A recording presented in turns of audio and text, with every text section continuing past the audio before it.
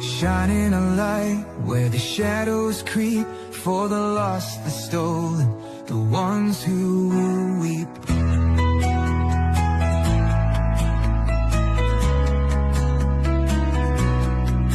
She won't turn away, she won't back down, even when the loony clowns come round. Threats don't shake her, lies don't win. She stands for justice, right till the end. Want the truth, want the best, wanna be safe as you chat. Find kids true crime, it's worth your time. She's got your back, she's on the line. YouTube, Twitter, TikTok too, Facebook stream, she'll fight for you.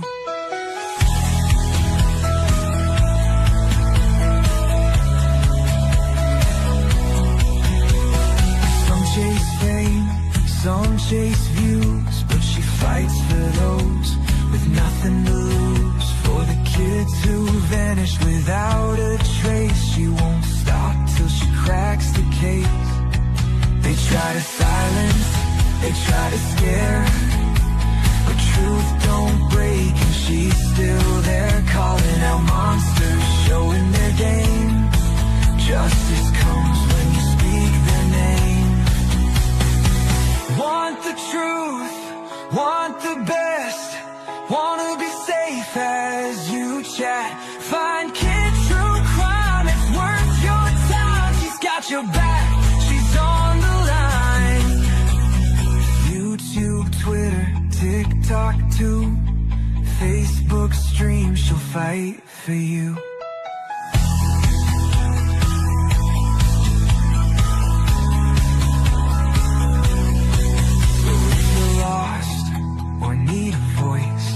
Kids stand strong, she makes the choice.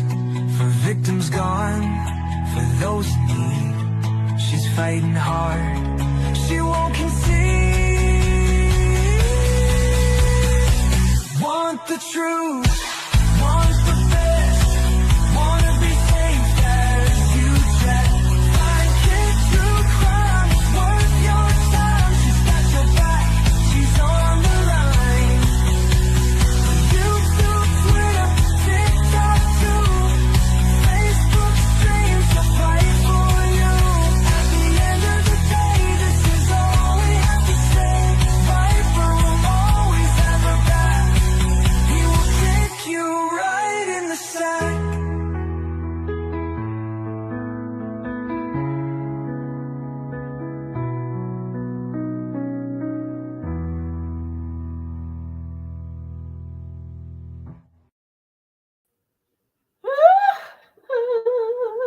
Hello, my pretties. How are you today? Hi, Misty. Hey, Patty Sturgis.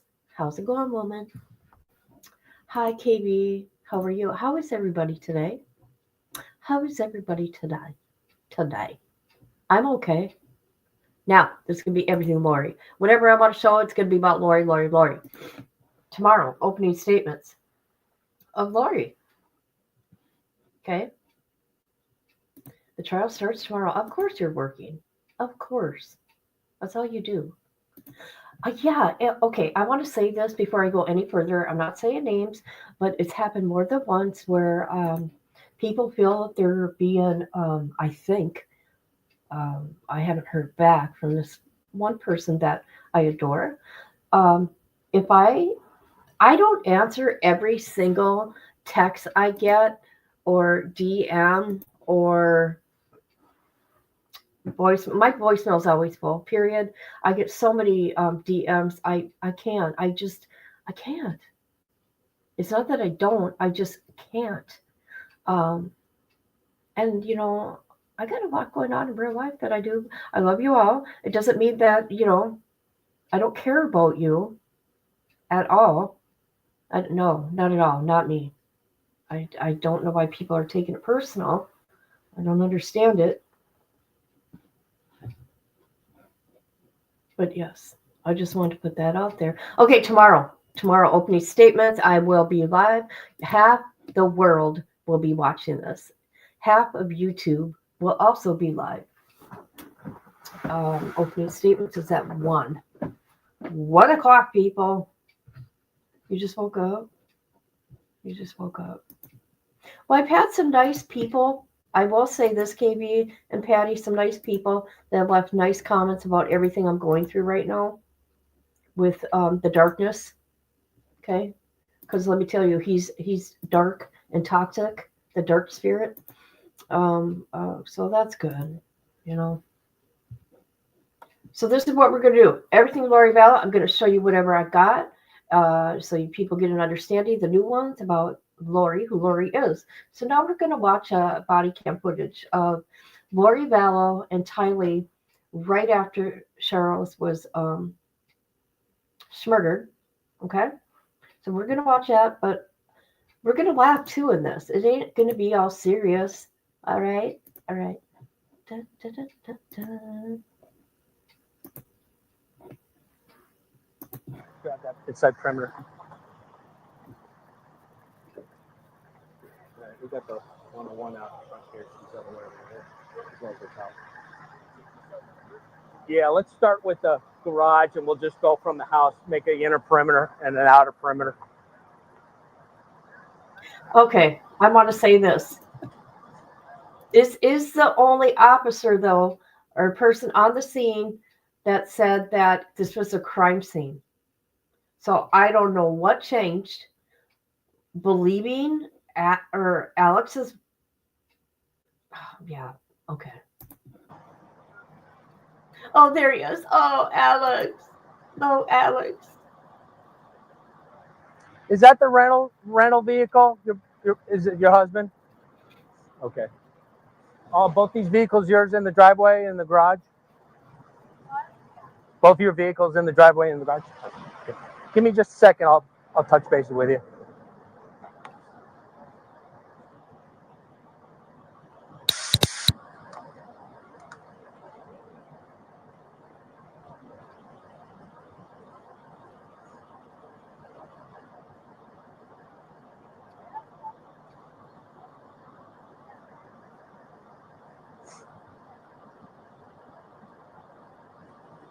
Just out of curiosity, how long have you known him? Long? Yeah, 15 years. Is that how long they kind of been married, kind of thing? Do you normally have a good relationship with the guy? Yeah, I do. Okay. When's the last time you guys saw each other, interacted? Last time I saw him was when he lived out here before he moved. Oh, actually, the last time I saw him was at my house. After my sister split up, he came to my house once. This sister? Yeah. Okay, gotcha. We don't care about you, Alex. So did you sleep here last night? Yeah. So what time did you about wake up this morning? About 6:30 or so. Normal day this morning, wake up? It's just you, your sister, Yeah. niece? Gonna go do something fun today. Anybody else in the house besides you three this morning? My nephew's at school. His nephew. It was just Yeah. you, your sister, and the kids. What nephew? Hold on a minute. Let's see. Tree this morning, my nephew. It was just you, your sister, and the kids. Yeah. And then he comes over, and now it's about 20, 30 minutes. Oh, I know who he's talking about. He's talking about Adam's kid. Ago, roughly. Roughly. Gotcha. Okay. Hi, Thanks, Christina. I couldn't understand what you were saying. Hi. No, I just needed more units because the wife is out front. She doesn't have time for one. I haven't told her that either. And the child is there too. So that's the wife and his child that's with them. Okay. So what about, is this guy visiting? Yes. He's the brother of the wife who was staying with his sister. Okay. It was I guess it was a domestic this morning. And they left. And it was just him and the brother-in-law. And the brother-in-law hit him in the head with a bat. His bedroom, he grabbed his gun to put the bat down. The guy didn't, so he shot him in the chest. Okay. All right. So he lives in Santan Valley, just over here visiting. Oh, on vacation. So husband, I guess, lives in Texas, but I haven't got all that information. But the husband, the deceased, doesn't live in the house. He lives out of state. Oh, okay. All right. Okay. So haven't even talked to her yet. Okay. Well, I'm waiting for CID to get here. Yeah. See what they want to do. So, Okay. So do you so you only live in Santan Valley, so why is it just easier to just hang out here? I was just here late last night. Gotcha. Okay. Are you and your sister pretty close? Yeah, we're planning to go do something today. Oh, Yeah. okay.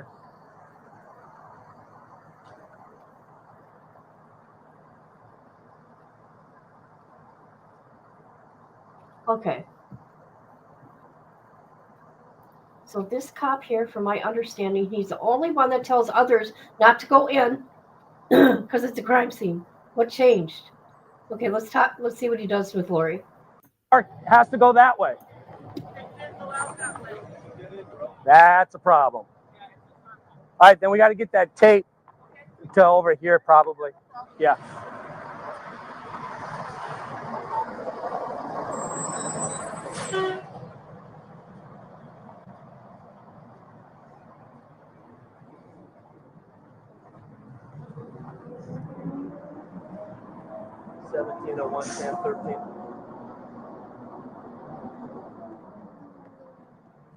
I can get you to come back out here and retape this outer perimeter. People are driving through it here.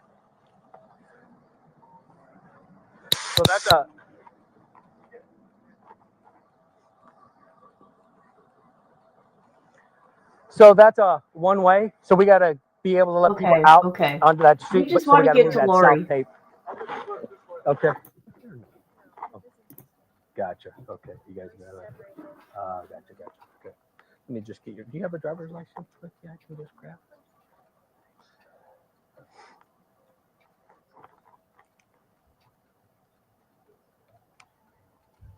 Thank you.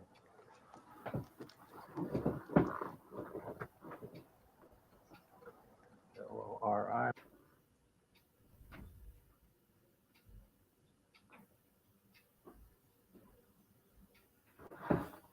Oh, hi, CB. I hope you're well.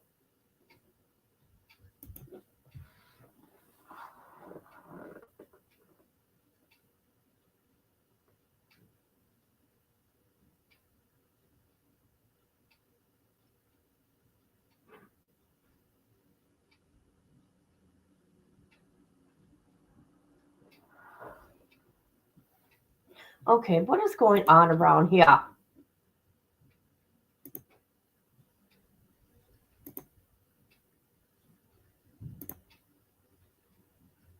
No sound. Gotcha.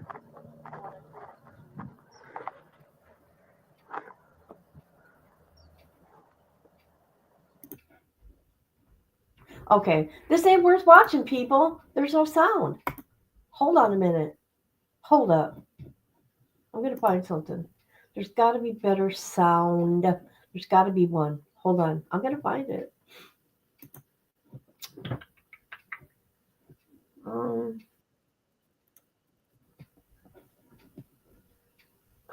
shoot. Cookie.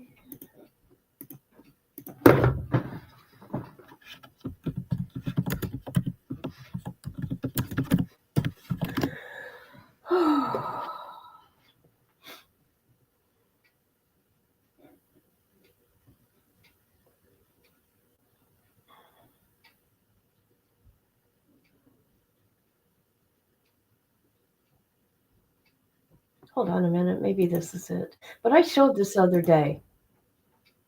I showed this. This can't be it. No, we're not going to watch it. It ain't worth it.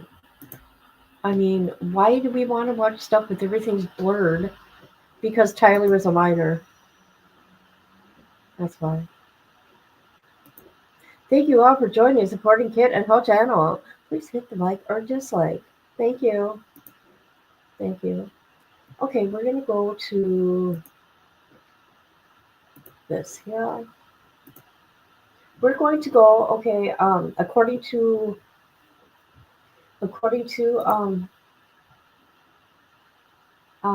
digital evidence, this is where Lori was also beside Burger King when Charles was, his life was taken.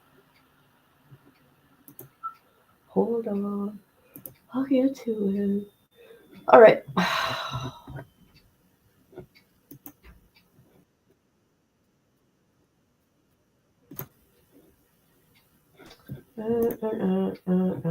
This is her at Walgreens buying flip flops with JJ. Hi, Mary. Hi, Mary.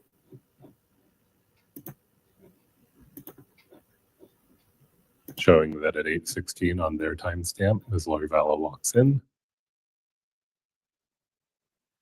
And there's the register view of her buying the sandals as claimed.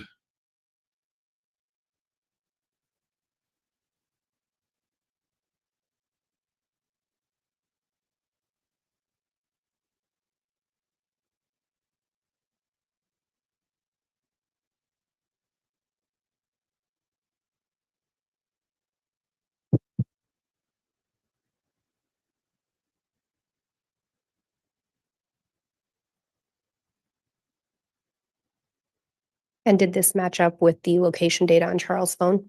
Yes, again, everything has an error rate, but the device is in the area of this Walgreens at the same time, And again, this is presumably after Charles has been shot, according to Lori. according to Lori.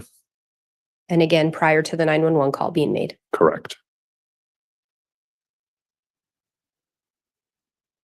Oh my God. Oh my God. So now we're at 8:20 and the video shows Ms. Vallow walking out. And then what are we seeing here? This is the location data from Charles of the device again, picking up over by Gilbert Road and then transitioning down towards the Lawrence Life Academy.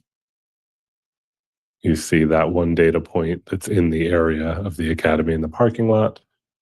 And that data point's details will come up in a moment, and I believe it's 8:20 in the morning. Oh, sorry, 8:32. My apologies. And again, Lawrence Academy is where JJ was attending school. That's right. And if we move forward, what are we seeing here?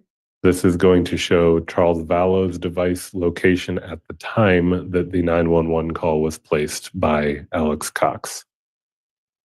So that's the device location.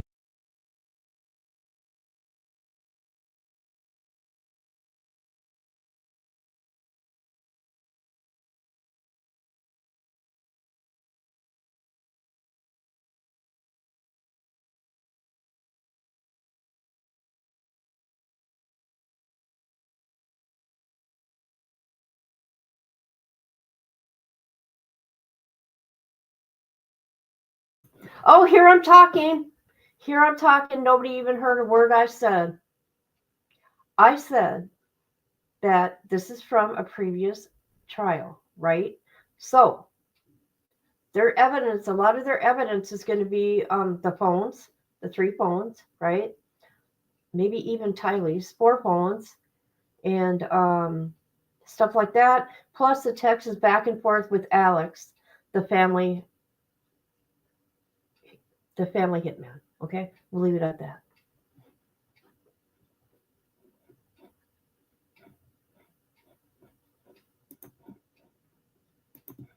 In red on Gilbert Road, north of the freeway. And that is the H-plane for the 911 call made from Alex's Cox device, which initiated the police investigation in this matter. And this, for reference, is about 63 minutes after the device location data from Charles's phone first arrived in the area of Four Peaks in the morning. If we move forward. This brings us back to that CAD call showing again that it's 8:36, just so that we're oriented. We're back to that point that I brought us to earlier. And if we go to the next slide, what are we seeing here? This is going to be the phone location data from Charles's device in transit down towards the Four Peaks address. There's a point just north of the freeway right now. And then it should pick up and show it arriving in the area of Four Peaks.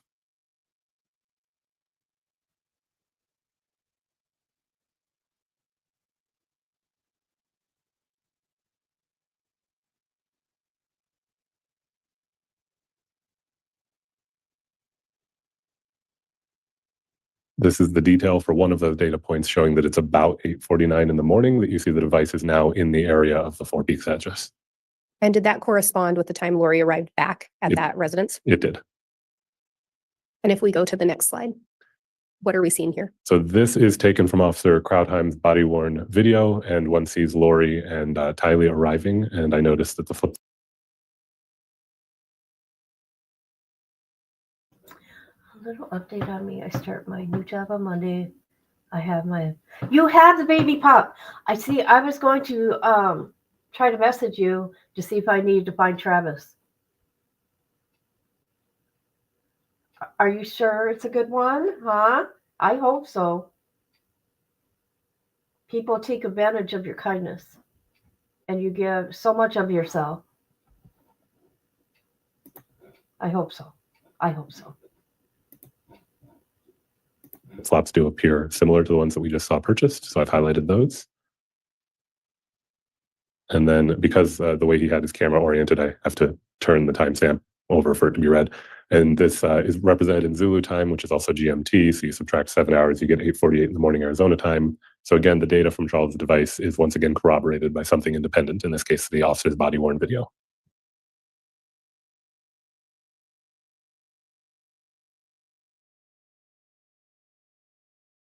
Okay, I want to make everybody laugh, so we're going to laugh.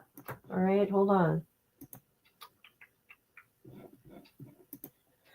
Okay, we are going to listen to Lori after she was found guilty. This is her sentencing. You're going to listen. This is the first time we've actually got to hear her voice because she was silent for what, 4 years? Yeah. So here she is talking. And then after that, I did a parody of her doing this. Okay? I'm just setting it up for you people to understand. Okay? Here she is reading her statement to the judge. Is very low, if not non-existent. Your Honor, we live in the greatest country in the world. We can do this. We can't bring JJ back. We will never reach those milestones. We can't bring Tylee back. She'll never have children of her own. And we can't bring Tammy back. She'll never visit with her grandkids or teach a young student in the library or in her computer class. But we can try to bring others up who go to prison to a higher level than they are when they went in. And I think that's important. And I think that's a testament to JJ and to Tylee and to Tammy. I think that gives them something to carry on in the future. Forgetting about Lori Daybell is not the way that we're going to heal. Oh my God, he's slow. Remembering JJ, remembering Tylee, remembering Tammy, and allowing Lori to be the best person that she can be in a prison setting, to help other people in that prison setting. That's how we're going to get the benefit out of Lori. The benefit to society of giving Lori Daybell hope far outweighs any detriment. And what do we have to lose by giving a woman in her 70s an opportunity to go before a parole board Oh, come and on. to ask for release? There's not even any guarantee that she will be released in her 70s. But that hope is what's going to drive progress in this case. So in summation, we need to heal in order to have peace. Peace comes through love. Love is manifested in this case through hope. We ask the court to show mercy and look to the future. We ask the court for a 20-year fixed term plus life indeterminate, concurrent for all 5 counts of murder and conspiracy to commit murder. We would ask the court to give Lori Daybell a 14-year concurrent sentence for the grand theft to run concurrent with each one of the other charges. We can do this, Judge. we can move forward towards peace again and heal, which is what we really need to do. Thank you, Your Honor. All right, thank you for the recommendations, Mr. Thomas. All right, Ms. Okay. Vallow, before I impose sentence, if you choose, you may address the court. This is known as the right of allocution, which permits you to make a statement on your own behalf or present any information in mitigation of the punishment for the crimes you've committed. And let me inquire at this time, do you wish to address this court? All right, very well, you may make your statement. Okay, listen, people. Listen. Listen. I would like to start by quoting John from the New Testament in the Bible. In John chapter 8, verse 7, Jesus says, "He that is without sin among you, let him first cast a stone at her." Then in verse 15, Jesus says, "Ye judge after the flesh, I judge no man. And yet if I judge, my judgment is true." Jesus knows me, and Jesus understands me. I mourn with all of you who mourn my children and Tammy. Jesus Christ knows the truth of what happened here. Jesus Christ knows that no one was murdered in this case. Accidental deaths happen. Suicides happen. Fatal side effects from medications happen. I have a different perspective in life because in 2002, when I was pregnant with Tylee, I died in the hospital while in labor with her. They tried to stop my labor. They put me on the table and they put something in my IV, and I felt my spirit falling to the floor. I was standing near my pregnant body, watching the doctors try to revive me, which took them a few minutes. In that time, my sister Stacy was standing to my left. I turned to hug her and was surprised that her spirit was as tangible as a physical body because I knew I was in spirit and she was in spirit. She said she needed to show me some things, and we went to heaven. I later returned to my body. Because of this experience, I have access to heaven and the spirit world. Since then, I have had many communications from people now living in heaven, including my children, Tylee Ashlyn and Joshua Jackson, my sisters, Stacy and Lolly, my aunts and my uncles, and my grandparents. I have had many communications with Jesus Christ, the Savior of this world, and our heavenly parents. I've had many angelic visitors have come and communicated with me and even manifested themselves to me. Because of these communications, I know for a fact that my children are happy and busy in the spirit world. Because of my communications with my friend Tammy Daybell, I know that she is also very happy and extremely busy. I have always mourned the loss of my loved ones, and I have lost many in this mortal world. However, I know them more than most people. I know where they are now and what they're doing. I know how wonderful heaven is, and I'm homesick for it every single day. I know we all lived in heaven before we were born on earth, and we were all adult spirits in the heavenly realm. We chose to come to earth as mortals. Heaven is more wonderful than you can possibly imagine. I do not fear death, but I look forward to it.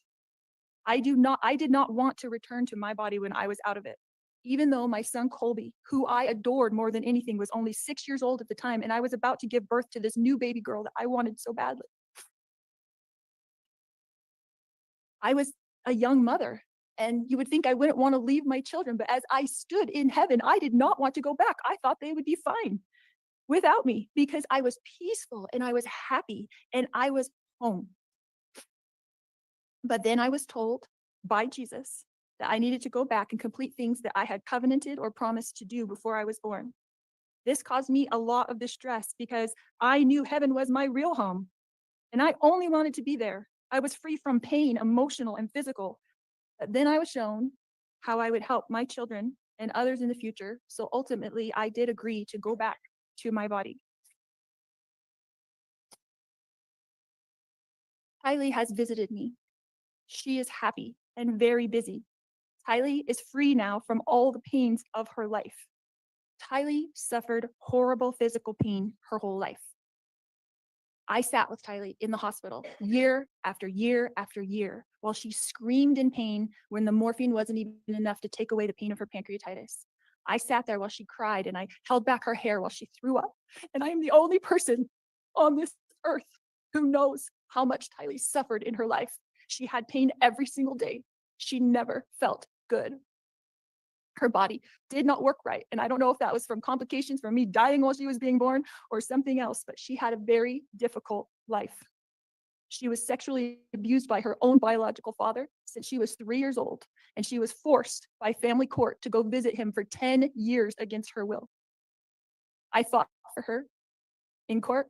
I protected her. I tried to protect her with my whole life. I tried to protect her. I worried about her every single day. Tylee had to get her GED because she couldn't go to school every day because she never felt good. She felt sick. Nobody knows this because Tylee, like myself, tries to put on a good front, tries to be a happy person, tries to have hope in life, tries to know that she's here for a purpose and that she has an eternal purpose to be on this earth. But I never stopped worrying about her.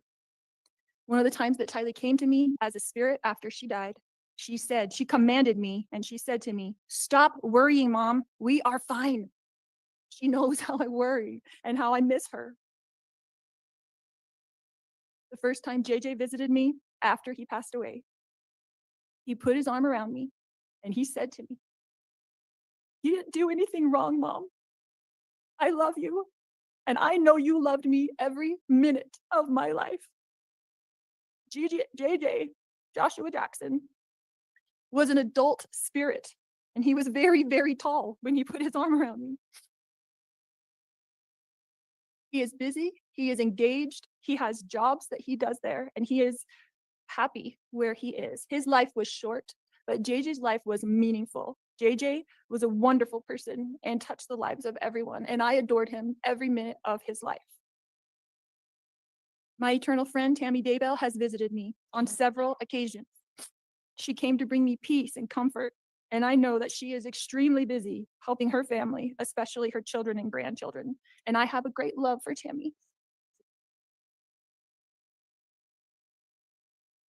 My beautiful children, Tylee Ashlyn and Joshua Jackson, rest safely this day in the arms of Jesus. My wonderful friend, Tammy Daybell, rests safely this day in the arms of Jesus. And I look forward to the day when we are all reunited and I too will rest with them in the arms of my Jesus. All right, Ms. Vallow, thank you for your comments to the court.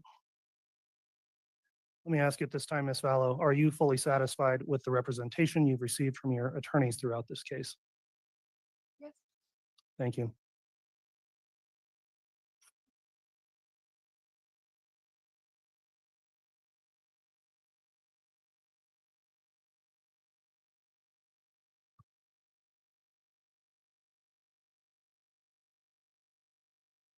All right, the court will conclude then with my own review of the matter and then pronounce sentence.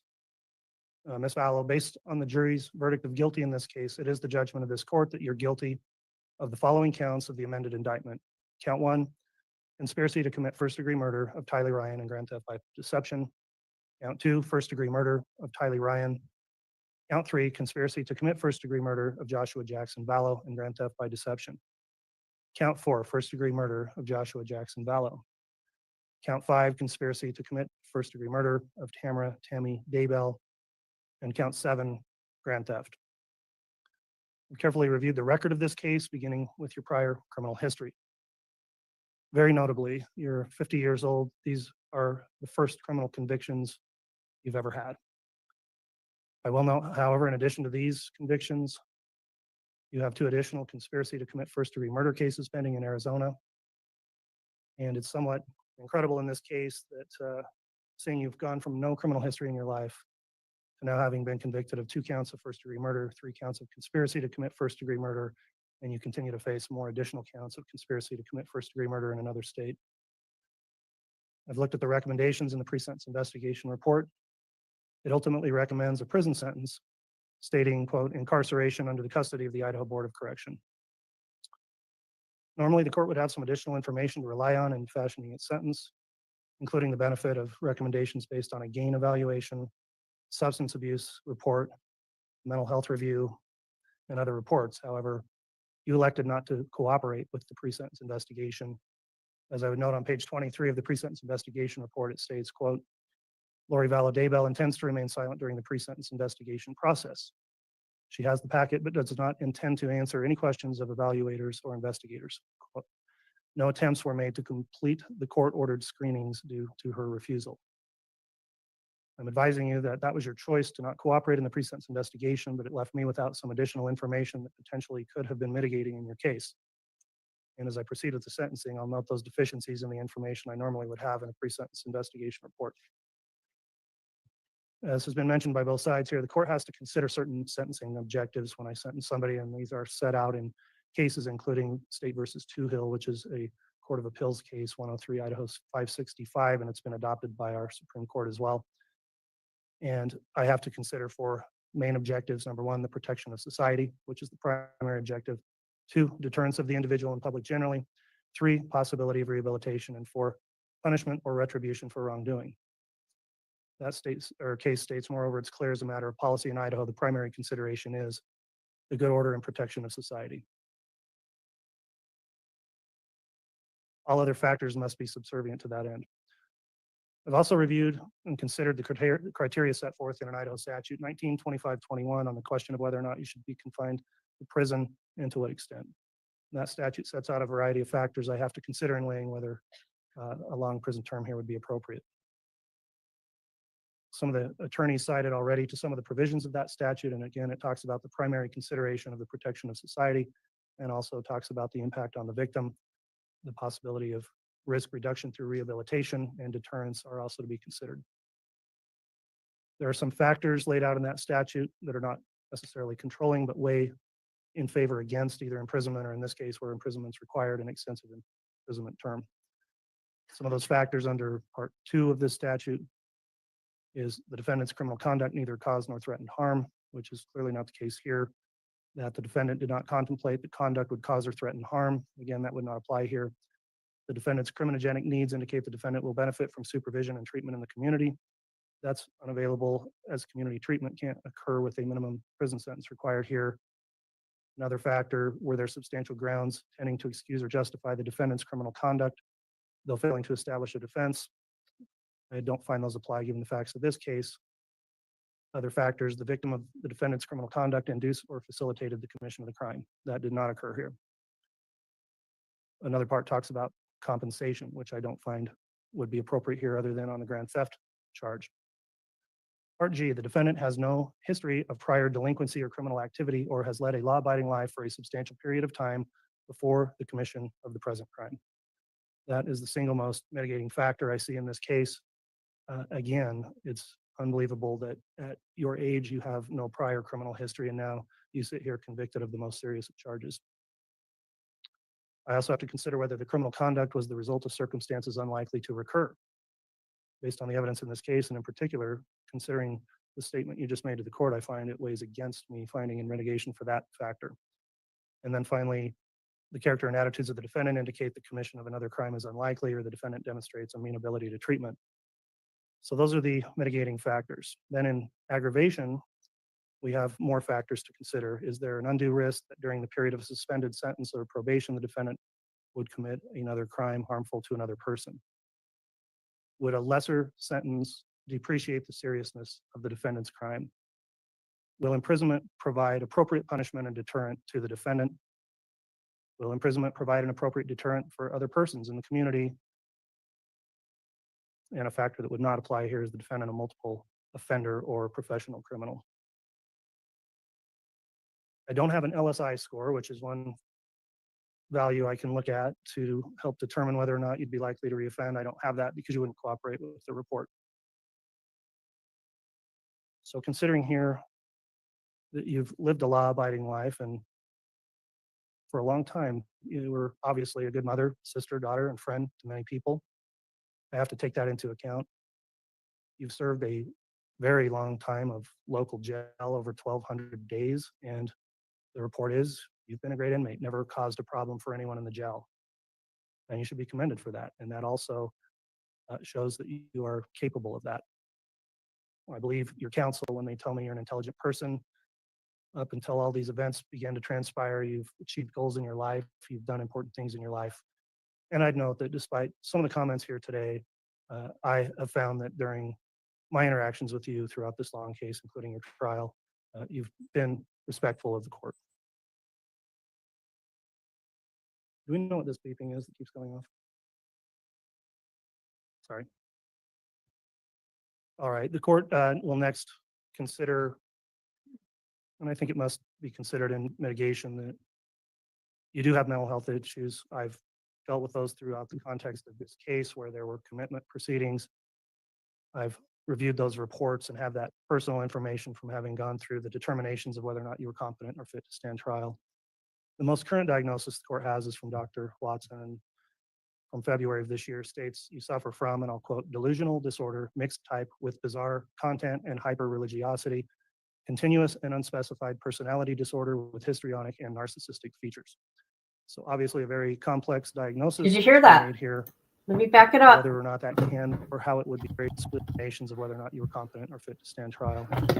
The most current diagnosis the court has is from Dr. Watson from February of this year, states you suffer from, and I'll quote, delusional disorder, mixed type with bizarre content and hyper-religiosity, continuous and unspecified personality disorder with histrionic and narcissistic features. So obviously a very complex diagnosis that's been made here. Whether or not that can, or how it would be treated, I think by all accounts is unknown at this time. I've reviewed your personal history, including statements from your own immediate family members, and it's clear that something radically changed in you that led you to where you are today. In a statement made in the pre-sentence investigation report, your mother stated it perhaps best and said that you are not now, quote, the person she knew. The record in this case, including all the evidence I observed during the jury trial, indicates that if it wasn't already occurring, that this relationship with the co-defendant seemed to be a catalyst for the change. At this point, I'll note that I will not be making comments on any other co-defendants in this case, as your co-defendant is currently presumed innocent and awaiting trial. In sum, there are significant mitigating factors the court has to consider here when I consider you and your life as a whole, and that does make the case difficult. Typically, when I see somebody to be sentenced and they don't have a prior criminal history, they're given opportunities to first prove themselves on probation or avoid a lengthy term of incarceration. However, of course, some crimes are so serious that even with mitigation, there is no other reasonable option except for a prison term and a long prison term. And sadly, you've been convicted of and have committed the most serious crimes possible, and those crimes also require an equally serious punishment. So this is the part where I will consider what I think are the factors in aggravation. I went through those factors in the statute that I look at, and as I'll explain, I find that 5 of those factors weigh against you and in favor of a lengthy period of imprisonment. First, the case itself. I'll discuss that. There was a lot of pretrial litigation in the case. You decided to take your case to a jury trial.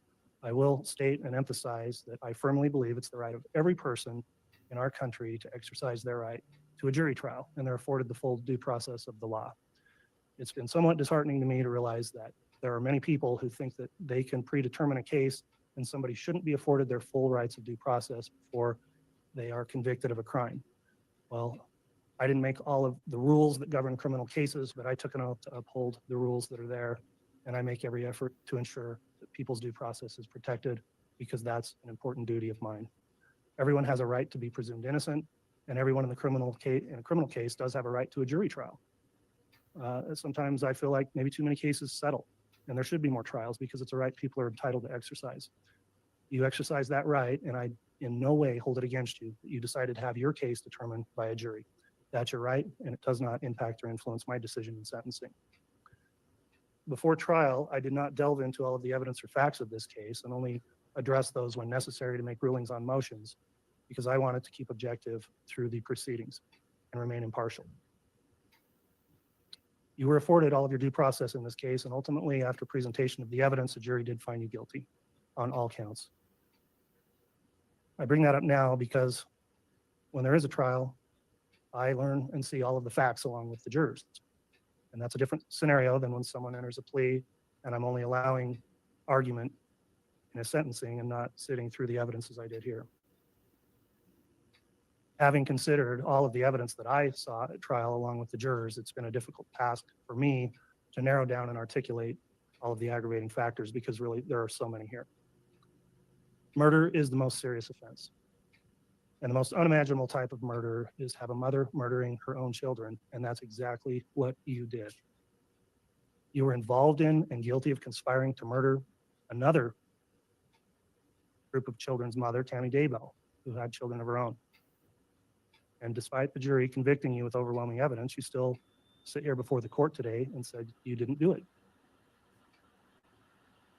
You came here to East Idaho, where I've spent my life, and moved here from another place already with plans in progress to make your children disappear. The evidence bore that out at trial.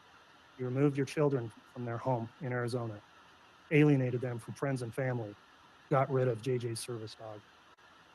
You moved to Rexburg, a community where you could find 1,000 random families to take your children, and you brought them here to murder them. You had so many other options. You could have gotten divorced. You could have found someone to take care of those kids. But as the state was able to prove at trial, you chose the most evil and destructive path possible. You killed those children, according to the state's theory, and I believe it, to remove them as obstacles and to profit financially. You justified all of this by going down a bizarre religious rabbit hole, and clearly you are still down there. While you were enjoying your new life in Hawaii, countless law enforcement officers, family members, and volunteers were searching for your children. And I don't think to this day you have any remorse for the effort and heartache you caused for others who looked for your children when you knew where they were and knew they were dead. They were found dead, burned, mutilated, and dismembered, and buried like animals. After you knew they were dead, you collected public funded assistance payments meant for them, and that was blood money you kept for yourself. And that's the grand theft charge you've been convicted of.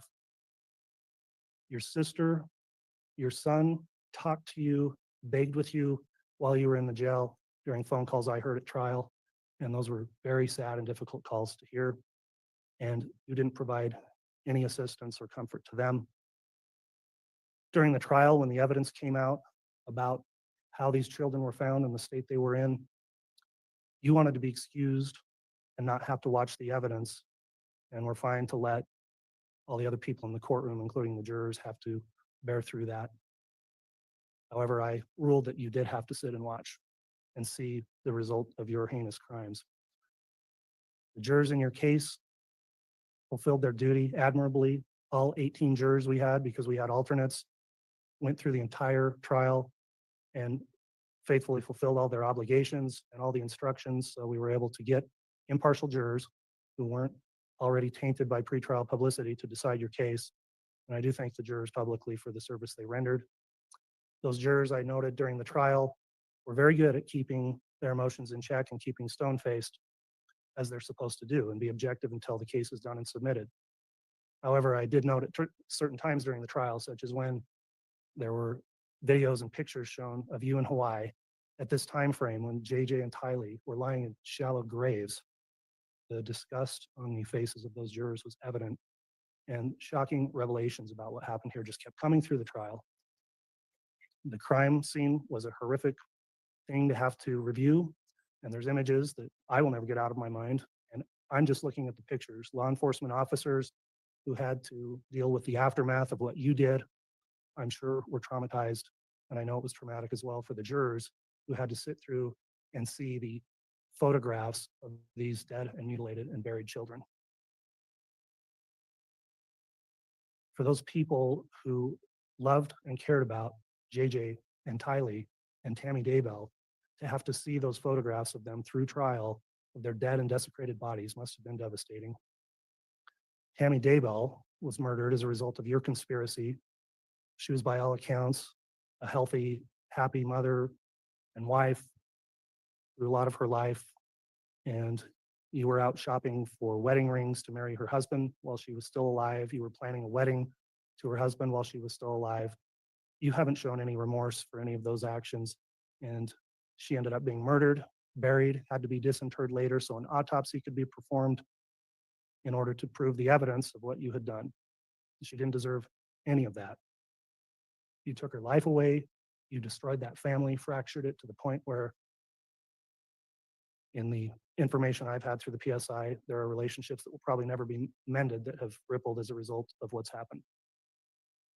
JJ and Tylee, of course, 7 years old, 16 years old, were separate people whose lives were cut way too short because of you, never got to grow up and be adults. The family and friends who have provided their impact statements, of course, have stated it better than I could about who they were. And it is a loss for everyone that you took them away from this world. And it is the most shocking thing, really, I can imagine, is that a mother killed her own children and you simply have no remorse for it. Even sitting here today, there's no remorse for what you did. After all of this evidence through trial, you haven't shown any remorse. You haven't said you're sorry. You haven't done anything to seek leniency from this court. There's been a lot of people during trial and here who explained the devastation you're responsible for, and you've forever altered the lives, not in a good way, for many, many people, destroying family relationships, taking people away that were loved, cared for, and needed. You may not believe to this day that you've done anything wrong, and you still may think you're justified by your religious beliefs for what happened here. I'm not here to judge that, but I don't believe that any God in any religion would want to have this happen, what happened here. And your crimes are heinous and egregious, and that alone can constitute a major aggravating factor that requires me to impose a serious length of incarceration.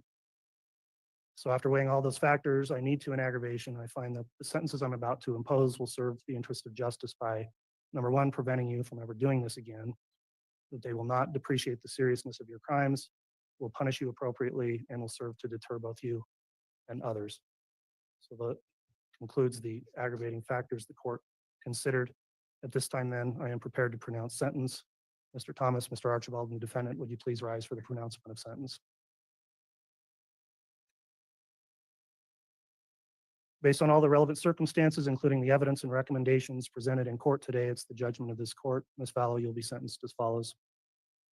I'll first note I'm going to take up the counts out of order as I want to address the substantive murder sentences first. So on count 2, the charge you were convicted of, the first-degree murder of Tylee Ryan, you are sentenced to the custody of the State Board of Corrections to serve the maximum allowed sentence of fixed determinate term of life imprisonment with no possibility of parole.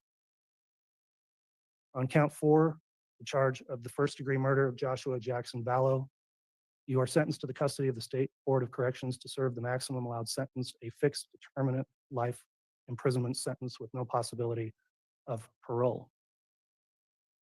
I'll next address the 3 conspiracy counts you've been convicted of, and note under Idaho Code 1817-01, the punishment for those crimes is the same as the underlying offenses you combined to commit. One of the offenses you combined to commit was first-degree murder, so those may be punishable also by imprisonment for life.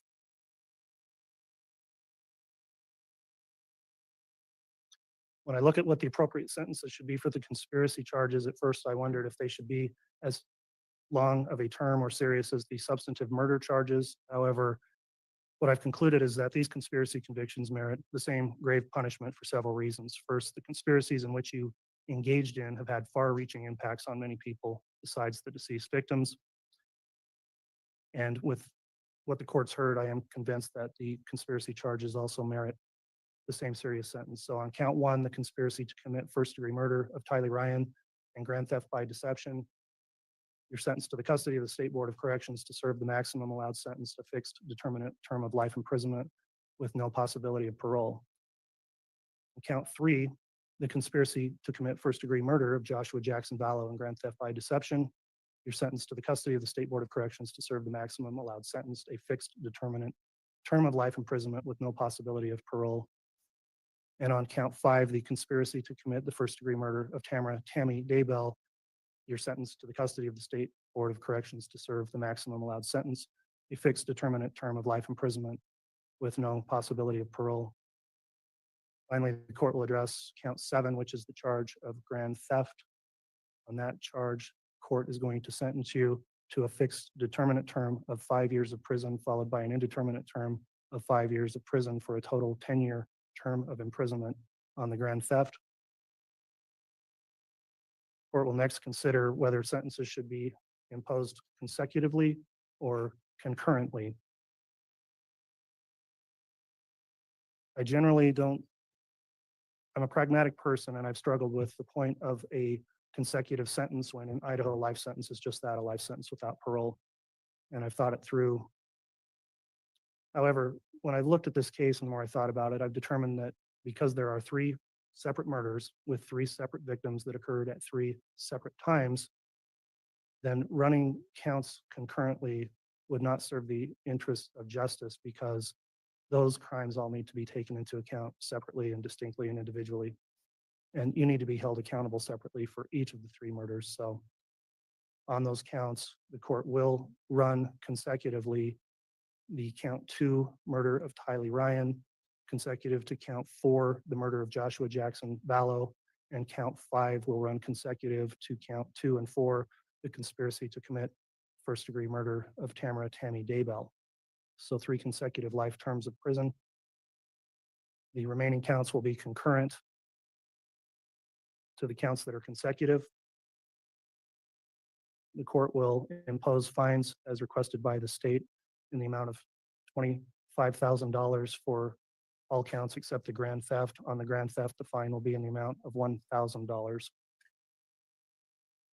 The court will assess the civil penalty that was requested, and I find it's appropriate under Idaho Code 195307 of $5,000 per victim on each of the 3 victims as a civil penalty. And then finally, the restitution, which was requested by the state. Mr. Wood, if you could reiterate that number, 22,000, of what the restitution term is. And I want to inquire if there's any other restitution being sought by the state. Thank you, Your Honor. I believe I said 22,545. And the state would ask for an additional 30 days to submit any further restitution for the victims, living victims who have been deemed as such by this court. The court will assess that restitution on the grand theft charge of $22,545 as shown through the evidence of trial. And the court will allow 30 days for additional restitution requests, but that will be waived if it's not submitted timely.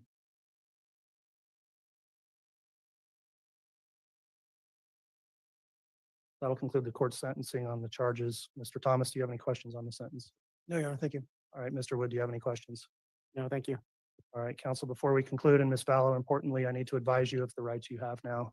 You do have the right to appeal to the Idaho Supreme Court from this judgment of conviction, and you have a right to be represented by an attorney if you appeal. You're also advised if you can't afford an attorney will be appointed for you at public expense, and you only have 42 days to file an appeal. You also have the right to seek relief from my judgment under Idaho Criminal Rule 35. You have 120 days to file that motion if you believe a correction or reduction of this sentence is appropriate because it was either illegal or too harsh. And finally, you may also have rights to seek relief under the Idaho Uniform Post-Conviction Relief Act. Those actions have to be filed within 1 year from the day your right to appeal expires. Do you understand those appellate rights? All right, she acknowledged yes. The defendant will be required to submit DNA samples upon remand to the Idaho Department of Corrections. I'll ask the attorneys to please turn in any copies of the pre-sentence investigation reports or addenda so those can be kept in confidence and additional copies will be destroyed. And Ms. Vallow, you are hereby remanded to the custody of the Sheriff of Fremont County to be delivered to the proper authorities of the Idaho Department of Corrections for execution of this sentence. Thank you, ladies and gentlemen. That will conclude our sentencing hearing. All right. This is what I want to say. She would have gotten the death penalty. However, there was a clerical error during trial that Judge Boyce found. So she would have got the death penalty just like Chad. Miss Kit. I like how you call me Miss Kit. That's cute. Please get a hold of me when you can. I'm like, yes, of course, of course. You know that. I told you, anytime you need me, I'm here for you. He's a very good judge. And so is Judge Warner, Letitia's judge. Now, we're going to go back here because this was my live from that day. We're going to go back to her family, her mom. I have a problem with her mom and her sister. And I said that. Here we go. Let's listen. Hold on. Oh, I found it, you guys. I found it. Hold on. I'm talking in my other live, just so you know. You'll see. Okay, so this is what I did. Oh, let me look at your comments. I'm sorry. I don't feel sorry for the ones except Adam. I'm not either. I subbed to TikTok.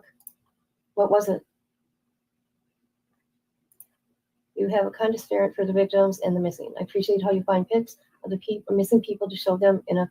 Yeah, thank you. I appreciate that. You know why I do that?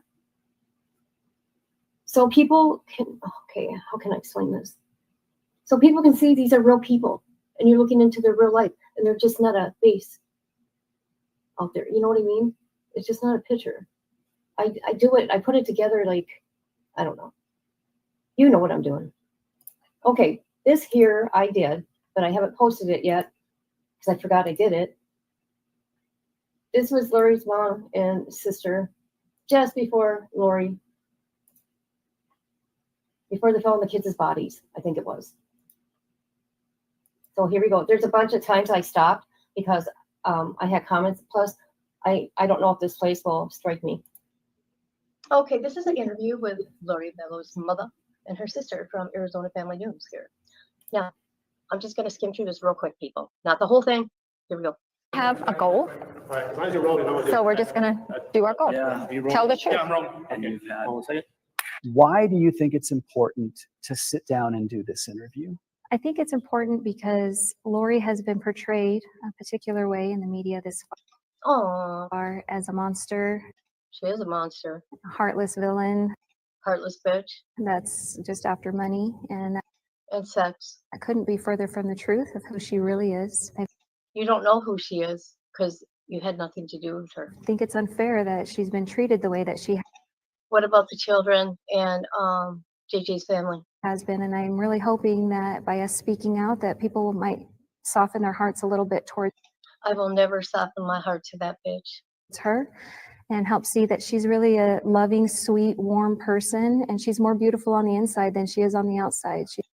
Liar. She's just a loving, wonderful person. How Oh my God, you crazy bitch yourself. difficult has this been for you? It's probably the worst thing that has ever happened in our family. Why are you looking away like that? I hate to see it like this. I know the truth about Lori. No, you don't know the truth. If you knew the truth, you would have helped her. I know how loving she is. I don't have the answers about the children. Because she don't like you. I love those two kids with all my heart. No, you don't. Tylee and JJ, they're two of the loves of my life. No, they're not. They are the Woodcocks. And I know that Lori has always protected them. If everyone knew how far she had gone to protect them. Yeah, we know. All lies. Their whole lives. I don't know where the children are, but she felt like she was keeping them safe. That's the impression she gave us. You didn't keep them safe. You're her mom, and she cut off communication, and you don't know where your grandchildren are. That's gotta seem strange. It does, but she did say. Your whole family's strange. That she is accused of. No, I don't. Not even a little bit. I know for a fact that she did not conspire to kill Charles in any Yeah, she did. way, shape, or form. I spent a lot of time with Lori and Alex leading up Yeah, because they're sickos. to Charles' death, and I know Yeah, your brother murdered him. that there was never any kind of discussion like that about it. Charles texted probably 20 or 30 times, ranging from "I swear I'll be nice, please Quit talking about him. call me" to "your end is coming soon." So I saw a lot of threatening texts from him. Who cares? If Alex hadn't have been there, I think Lori and Tylee would have been on the news for a very different reason. How do you feel about that now? Huh? You asked Alex to go to the house. Okay, we're going to skim up to here. From trouble. What was your reaction when you heard what happened that morning? Shock. And I think they were in shock. I was in shock. I found out Friday evening, and I was in shock that had transpired. But I was very grateful also because I know that it would have had a very different outcome had Alex not been there. And I'm sad that happened. I didn't want that to happen. I feel for him. No, you're not sad. Then why are you disrespecting this man in death? You don't talk ill on the dead. His family, I understand what it feels like to lose a brother. No, you don't understand what they've been through. Let's talk about Alex. Janice, Alex was your son, and he has been described as the family hitman. Yeah, because he went after Joe Ryan, okay, Charles, okay, Tammy, okay, who else? Oh, Brandon. I can't help but laugh. Alex is the most laid back person. He's kind of slow. Funny his whole life. He's not funny. He was very protective of Kobe and Tylee. Very protective. He said, I tasered a pedophile. And so he said, I'm willing to admit it. He's always owned up to anything he's done wrong. He certainly wasn't perfect, but he doesn't have the intensity of a hitman. He doesn't have the desire to be. What about his phone pings? He doesn't think that death solves anything. Liar. When's the Much. And it's been devastating not to see Lori. And it was hard to hear about Alex. Yeah, your daughter probably killed him. From the police. Why are you crying about him? What about those babies? Didn't know he'd gotten married. We didn't know he'd moved. Well, of course, because they don't like you. Back to Arizona. That was very hard. So it's affected every part of our family. Is it fair to criticize her for being in paradise in Hawaii while Yes, it is. all there's times? If something has happened to those children, it is not by her doing. Okay, whatever. And it's not by her permission to do something. Yeah, it was. There's no way that she did anything to them. Yeah, she did. There's just no way. Yeah, we know her well enough to know that. You don't know her. You didn't know that she married Chad. You didn't know that. You didn't know her. We know that. Mm-hmm.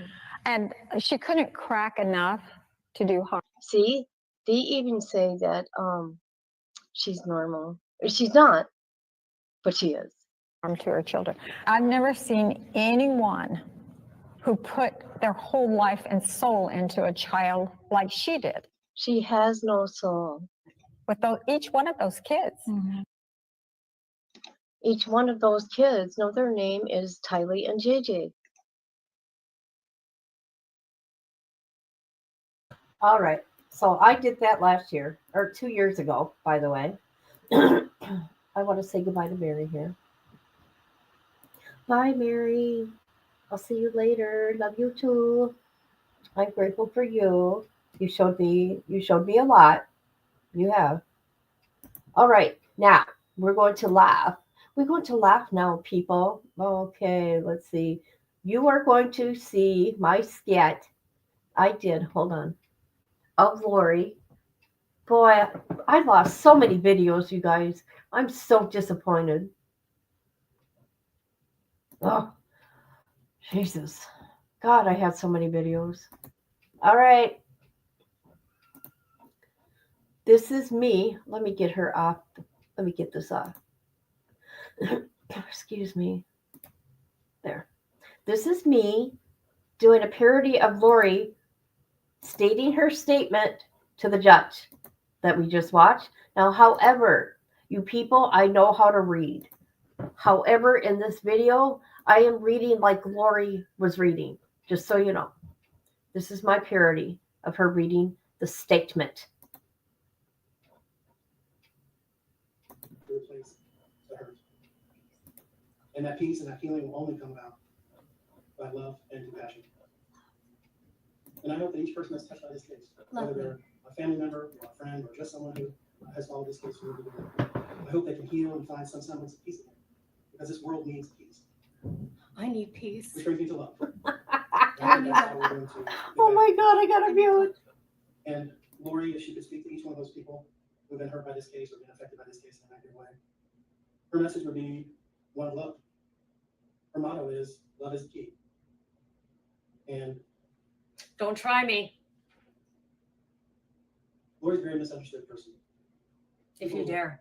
People that know her And I mean, really know her, get the chance to know her. Nobody knows Everyone in me. her family knows her. Not even my family. They would know that she is about love. Don't lie to them. Oh, Laura lie. and I didn't always get along. Our team has had tension and frustration and a lot of misunderstanding.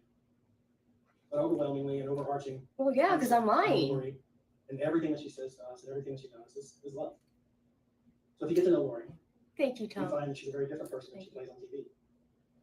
She's kind, she's loving, she's caring, very witty, she's insightful, she's smart. And if you talk to people that knew her prior to 2018, prior to this whole crazy event, series of events, you'll hear about a wonderful person who was active in a church, who was active in a community, who loved her children, very active in their lives. You'll hear people who talk about how great she was with their children in her church, followings, in her neighborhood. She was a great mother to her kids. What's up? I'm playing. What am I playing? Donkey Kong. And Mario. See, we got these here. We got these back here. All the judges ready for me? Yeah, and tell him to wait a minute. I gotta beat this guy.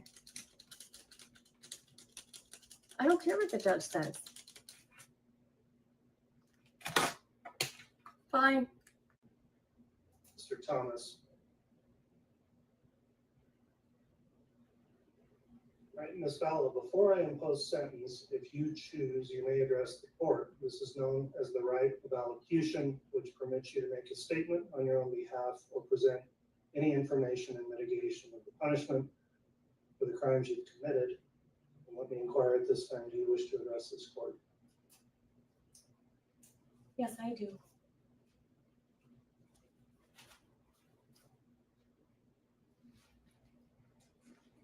Hi. Give me a moment, Judge. Okay, give me a moment. Yes, I wish to speak.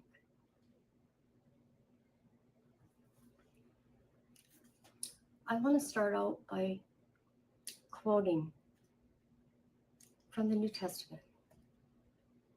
Jesus loves me, yes, I know, for the Bible tells me so.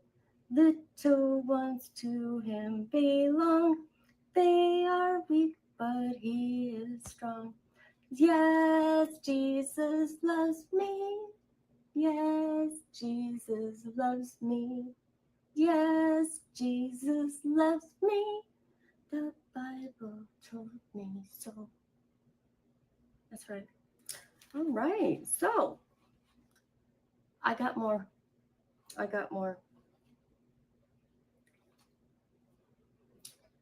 I am mourning more than all of you combined. Yes, the world. I no longer will get my Kool-Aid lipstick. I won't be able to dye my hair. I'm going to lose my portal and my friends. Yes. Jesus Christ knows what happened that fine day. I have a different perspective on life, unlike no others. I have died and left my body and watched all the pheasants. I seen and talked to Joseph Smith. He hugged me and he says, I am a child of God and I did nothing wrong. And I can come hang out anytime that I wanted. I have fans in heaven. Okay? However, I'm homesick and I want to go back. But Joseph Smith told me I'm still on a mission. Gathering. Remember? I'm the gay gatherer. So I went back into my body. Here I am today, in front of all you people. I do not fear death, people. Think what you want. I ain't going nowhere. I'm worth a lot of money, okay? All right. Also, and Chad is the only one true prophet. And he says it's not time yet. And I believe him. He told me that. Came right in there and told me. Also, I am innocent. I did nothing wrong. Yeah, I slept with the married man. I cheated on my husband. Maybe something with my brother, Alex. I'll never tell. I'm suffering on earth. I put on a front. I have a purpose to gather and sleep with all the married men I can. Even a woman, somebody's wife. I will do that too, if needed. Okay? Also,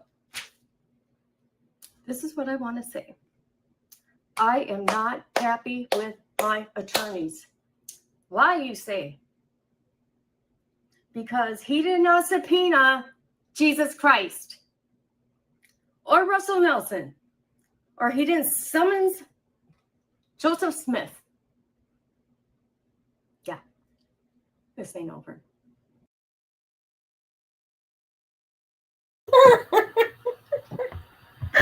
Oh my God, I miss doing Lori Vallow. I miss doing Lori. Hey, if I had my other channel, I have done over, I swear, 50 parodies of Lori Vallow. Nobody can do Lori Vallow like I can. Oh my God. Oh God, I'm so funny. I'm so funny. You guys, if you only knew how funny I am. Okay, now, do you guys want to see when Lori was on? Do you want to see when Lori Vallow was on TV? Do you want to see when Lori was on TV? I know. I will take that and I will say that about myself. I am amazing when it comes to doing Lori Vallow. Yep. We're going to go watch when Lori was on Wheel of Fortune. That's what we're going to do right now. That's what we're going to do. Here's Lori. Lori Ryan from Austin, Texas, a hairstylist in Austin. Hey, that's right, the best. How's the hair in Austin? It's good. Good. Us is a happening place. Probably thanks to you. Pretty much. Talk about your family a little bit. I have a wonderful husband, Joseph, at home, who is watching our two beautiful children, Colby, who's 7, and Tylee, who is 1. Yeah. What do you guys like to do for fun? We like to play all kinds of sports on our 3 acres. Okay. Sounds like you have a nice life there. We do. Congratulations. Thank Nice to have you with us. There you go. And there is no end. I'm sorry to report, Lori.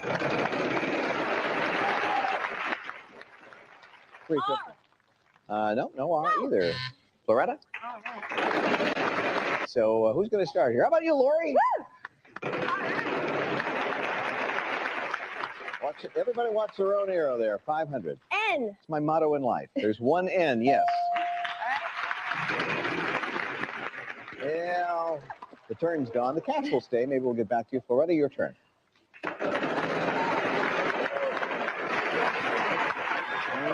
Yeah. Sorry, the best body language didn't work. Lori? 600. There are 2 S's, yeah. Yeah, 900. C. 3 C's. Good for you. You have almost $4,000 for it. I'd like to buy a vowel, an I. There are some I's, 3 of them.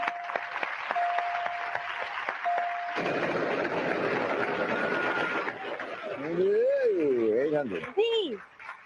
There are two of those.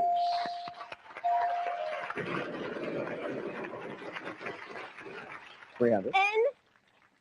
Yeah, 3 N's. Wow, 6,000 Another plus. vowel. Sure. An A. There are 5 A's, Lori.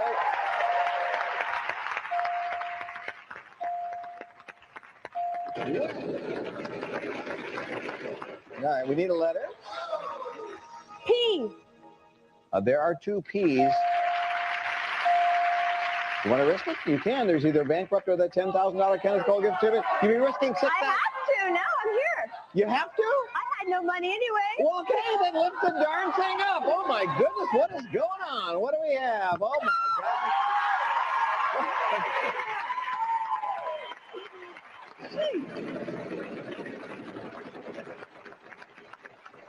800. G. Yes, there are 2 G's. I want to go. Okay. Gopher, Doc, Isaac, and Captain Steubing. Yeah.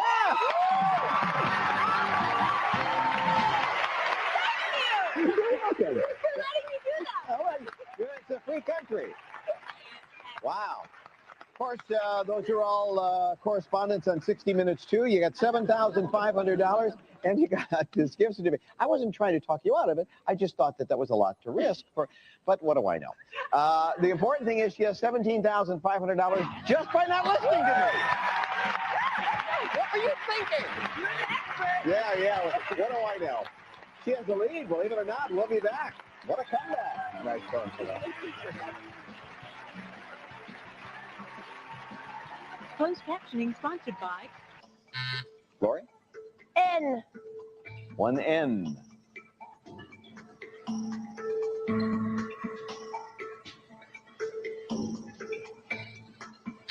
Loretta? No T. Lori? R. 2 R's. Wow. $18,000 on the map. Loretta? Lori? D. 1 D.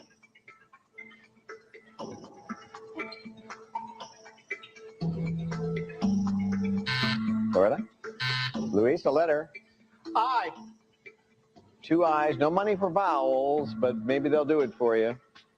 Republic of Ireland. Yeah. Hi, Lori. How you doing? I'm good. You should be. I know you're ready to take that one away. Waiting. Luis, don't get it, but he did. I'm happy for you. Good, and we're happy for you. You did very well despite my advice. $17,500. Thanks, Lori, very much. Okay, look behind the 2 people waving. There is Lori with her sunglasses, Colby, and Tylee. I did slow-mo, and then I did regular speed. And the other clip is them walking in front of the camera. I don't give a fuck what you say. Yeah, I'm Okay, I'm going to show you guys. So you can go kick rocks. Okay, watch my cursor. So her and Colby were on set somewhere. Lori always wanted to be famous, but watch my cursor, okay? And I'll show you where they are in this scene. I'ma stack bricks up, build what I want to make. Yo, I got a lot of shit. Make time when I come off. We're on. Cause I don't give a fuck what you say. Yeah, I'ma do shit my way. Clearly. Waving. There is Lori with her sunglasses, Colby, and Tylee. I did slow-mo, and then I did regular speed. And the other clip is them walking in front of the camera. Cause I don't give a fuck what you say. Yeah, I'ma do shit my way. So you can go kick rocks. I'ma stack bricks up, build what I want to make. Yo, I got a lot of shit. Make time when I come off. We're on vacation right now with Al. Al's a gun expert. We're at range 54. Here's Al. There's the target.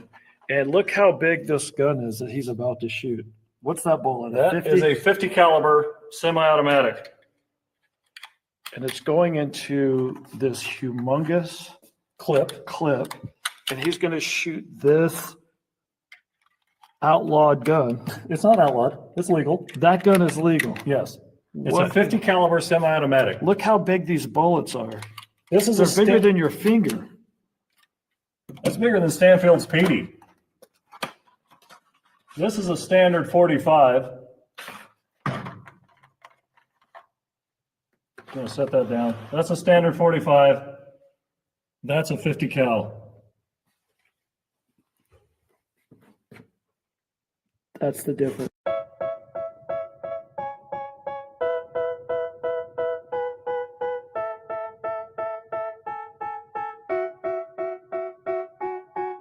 They tell me that I'm never gonna make it. They want me to do something that could make sense. They hate when I keep dreaming I'll be famous, but I don't give a fuck, I'ma keep chasing. I got all this potential that's deep inside of me, but they hate when you're successful cause they try to be. They sit there being judgmental because you're trying things, and they just want you to settle and do the right thing. So get a good job, don't slack off. Wake up every morning, make a good impression on your boss. Don't do anything that I wouldn't do, and when you're making money, make sure you don't spend it too soon. Fuck that, I'll do what I wanna do. I got a different path from everyone, and that includes you. Who are you to tell me how to live life? In these times it feels like nobody's right, yeah. So I'ma figure out what else we succeed, and then invest all of my time into that and proceed.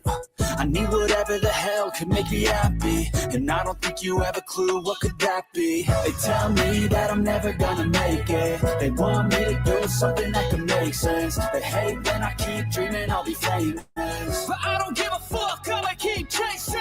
They tell me that I'm never gonna make it. They want me to do something that can make sense. They hate when I keep dreaming I'll be famous, but I don't give a fuck, I'ma keep chasing. I think this life could be special if I get rid of the devils. They think that I am a rebel, I think they want me to settle. There's nobody on my level, they think that work is too stressful. I think that work is essential, the grind is all in your mental. And I don't think you understand what I'll go through just to be in control of my life soon. All the negativity, man, I'm immune. I don't really need a mask with all I've been through. I've been making changes for the ages. 5-10 year plans are contagious. I attack that shit, I'm tenacious. And if you ain't, get the fuck out of my way then. Got one life, I won't regret it. I will fight until I get it. I'll look back one day from heaven and say, damn, I learned some lessons. And say, damn, I have no questions. I had fun in every second, and the journey was a blessing, yeah. They tell me that I'm never gonna make it. They want me to do something that can make sense. They hate when I keep dreaming I'll be famous, but I don't give a fuck, I'ma keep chasing. They tell me that I'm never gonna make it. Chad, do you have anything to say?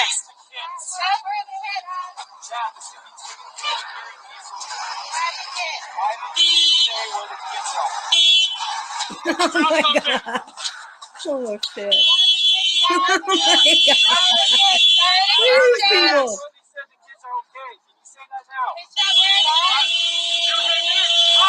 Oh my god.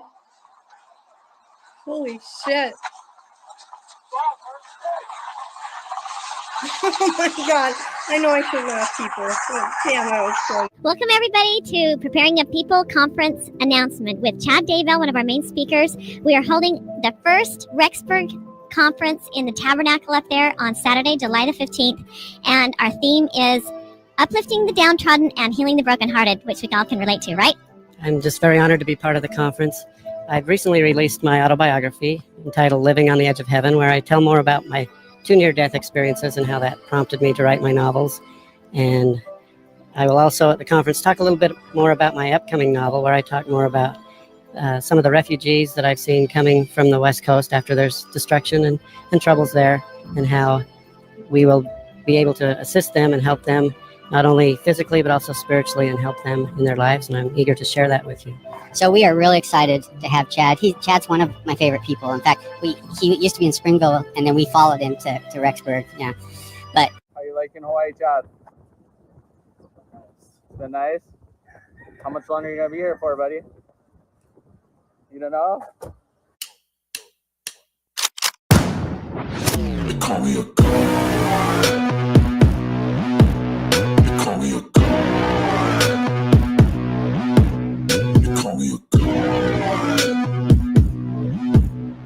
call me a god. Let's go. I'm about to go off like a weapon. Fuel to the top, got a filled up engine. In my thoughts, obsession. I will not stop, no, I'm never second guessing. I got a God complex. Haters love to hate, but I never feel pressed. Got a lot on my plate, but I never get stressed. There's that, people. There's that. I know a lot of you new ones, you don't understand what I just showed. I know. It's the case is a rabbit hole. You got to be here from 2019 on up to even understand. He was living on the edge of heaven. Too bad he tripped and fell off, right? Right. Lori always wanted to be famous. Somebody asked about drugs. Who was it? No. She won't even take drugs for her medication from the I'm sorry. Woo! Doctor.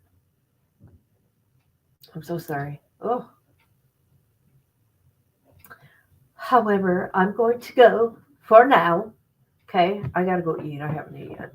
But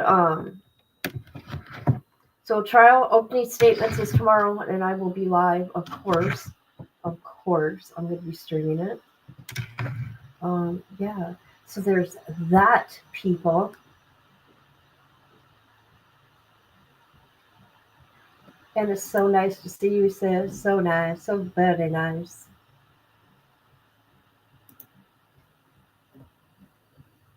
All right, everybody. Love you all. Have a wonderful day.